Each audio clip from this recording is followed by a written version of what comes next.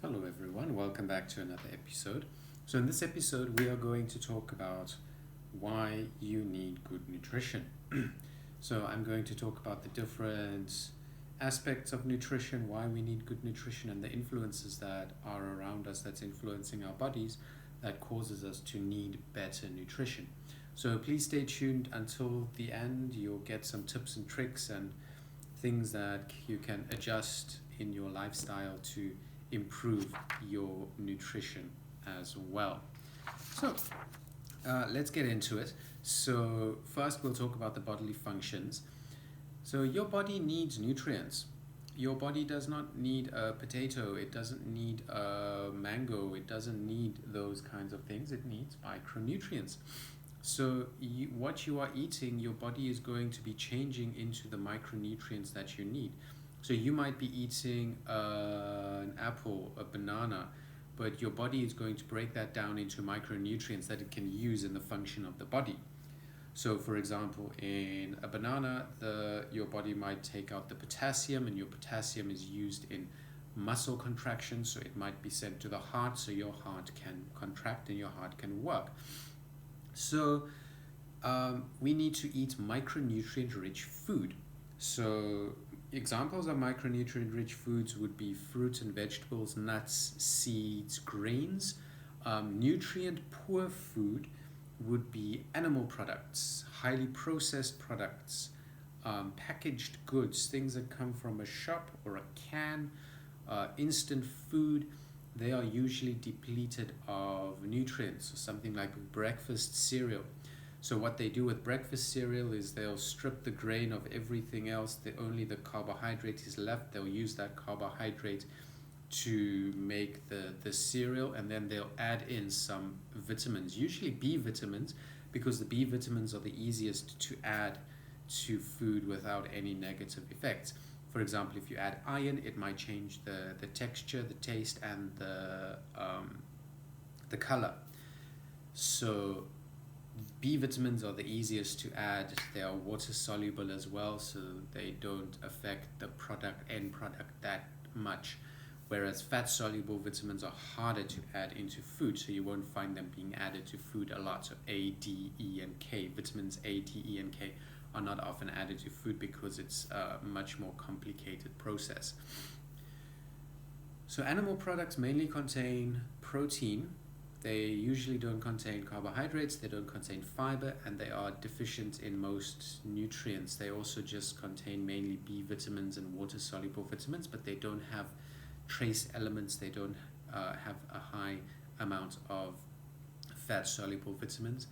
And they can also deplete your body of micronutrients because they require so much energy in digestion. To break it down requires a much bigger and longer and more complicated process. So with protein and fats, they are harder to break down in your body, they are harder to digest, so it will take longer to digest and it will take more micronutrients to digest. So your body has to use more energy to digest those than your fruit and vegetables and grains and nuts and seeds. So then your organs work with glucose. They function and run on glucose, so especially your brain. Your brain cannot easily function on another sugar molecule. It is possible for your body to function on ketone bodies, so it's called ketosis, but that cannot be sustained over a long period of time. Your body cannot continue with that. Your body will in the end get some damage from that. So the best is to feed your body glucose. So a good amount, not too much, not too little, just a proper amount from whole foods, not processed instant foods that you get from the restaurants or from the supermarkets. Then you also need to eat high fiber foods. So fiber helps to eliminate waste, and it helps to slow release your micronutrients. So fiber is like a broom that will sweep out your colon and your intestines. So it's highly beneficial to eat fiber. Fiber will also clean your mouth. It will take away the bad bacteria, and it will encourage good bacterial growth, both in your mouth, in your stomach, in your colon, in your gut, your general gut area. So it will also help to bring in moisture into your colon. So we are chronically deficient in water, so we are chronically dehydrated because of everything that happens in our environment and the way we live and eat. So fiber is important because it helps to bind and keep the water there. So we also need to give our organs some rest because they are stressed out all the time with all these things in our environment that stress us out. The way in which we live, that's mostly sedentary. We are focused on lots of screens the whole time. We are not consuming or drinking enough water or fiber, and we are overloading our system and our bodies with inputs all the time. So we are eating too much. So when you are not eating, when your body does not have to digest, it gets time to heal. It gets time to send those micronutrients to other parts of the body to help your body to heal. So it's important to fast sometimes so that your body can get time to heal itself.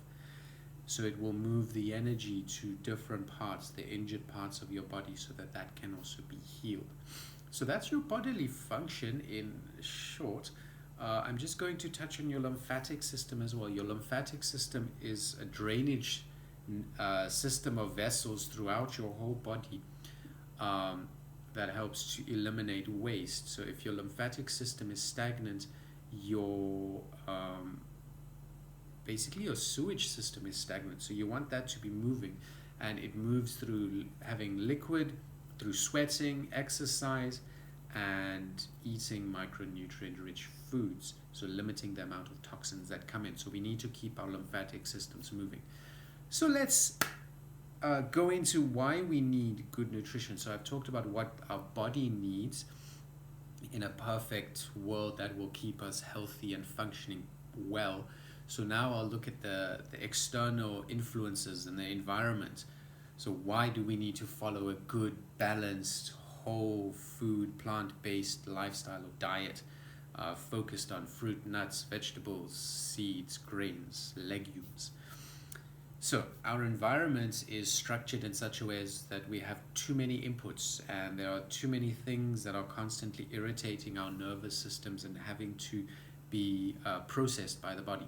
So if you think of air pollution, sound pollution, light pollution, too much light, too much sound, too many stimuli all the time, water pollution.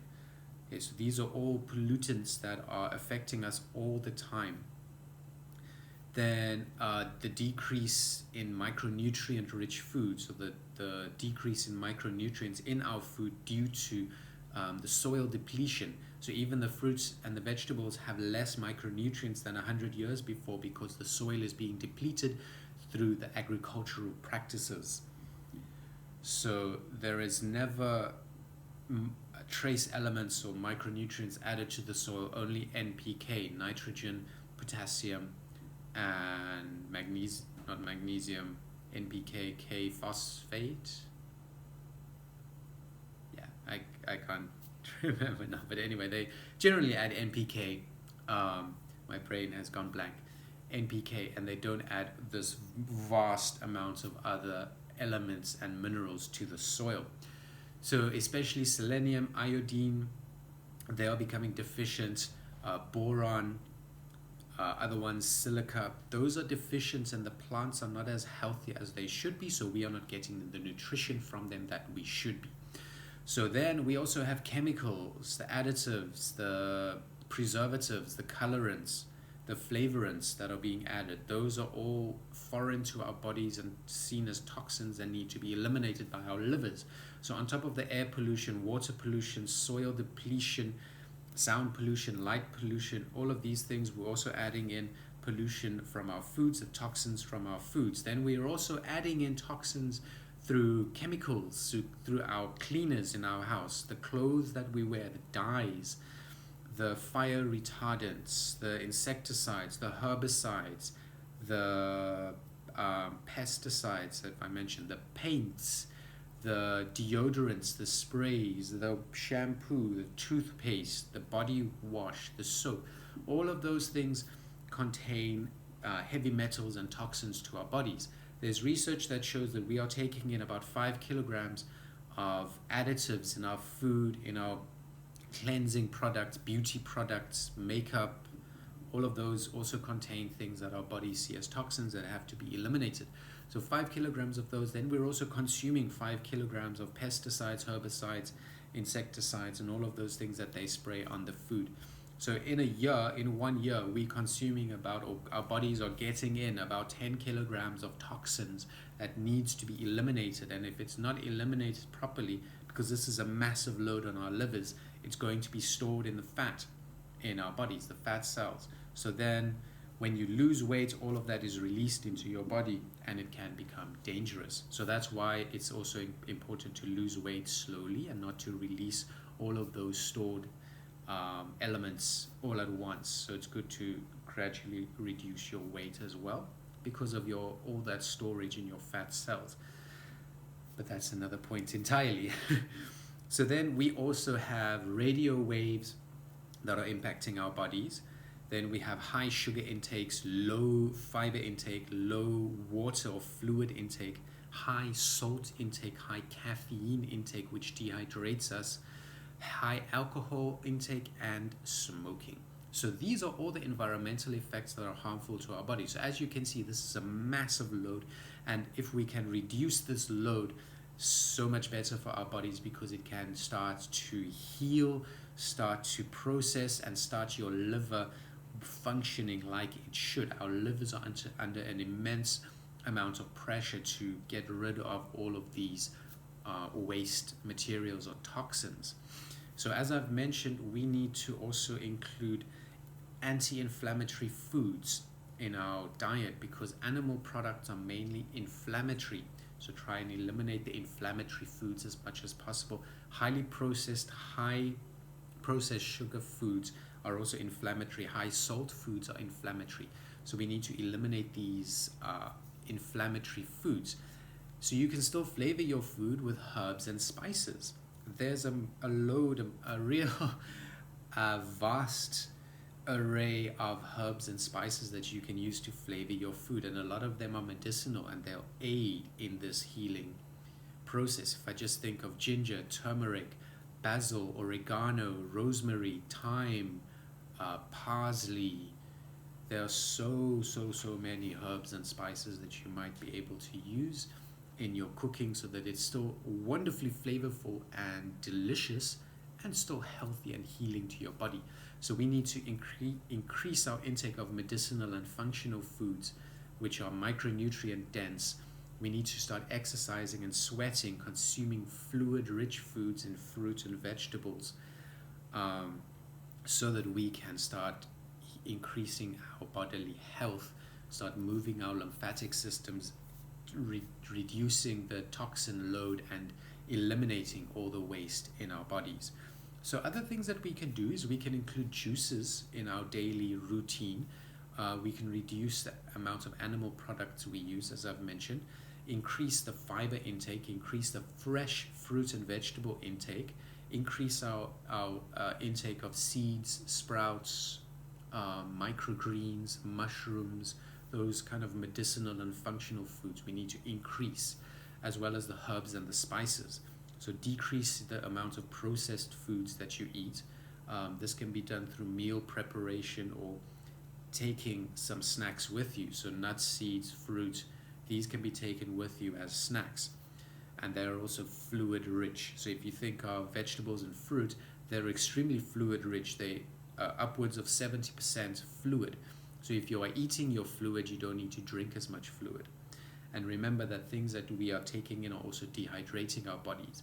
Caffeinated tea, caffeinated coffee will dehydrate your body. Sugary carbon drinks will dehydrate your body. Sodas, colas, they'll dehydrate your body as well. So these are some things to be mindful of and think about.